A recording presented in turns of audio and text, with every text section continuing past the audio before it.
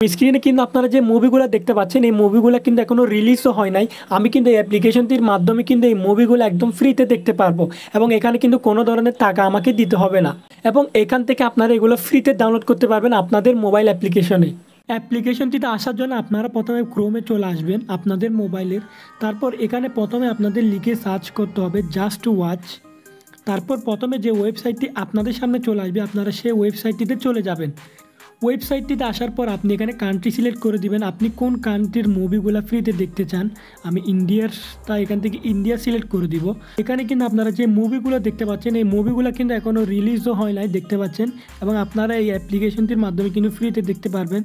এই অ্যাপ্লিকেশনে কিন্তু আপনারা সকল ধরনের নতুন মুভিগুলো কিন্তু আপনারা একদম ফ্রিতে দেখতে পারবেন। সো আমি যদি এখানে আপনাদের থেকে একটি মুভি যদি প্লে করে দেখতে পাচ্ছেন প্রথমে মির্জাপুর, এটার উপর ক্লিক করতে হবে। তারপর কিন্তু দেখতে পাচ্ছেন উপর যদি ক্লিক করি এই মুভিটি কিন্তু এখানে প্লে হওয়া শুরু হবে, হয়তো বা একটা দুইটা অ্যাডস আসতে পারে। তারপর কিন্তু এই মুভিটি কিন্তু এখানে কিন্তু শো হয়ে যাবে, দেখতে পাচ্ছেন অ্যাড এসেছে।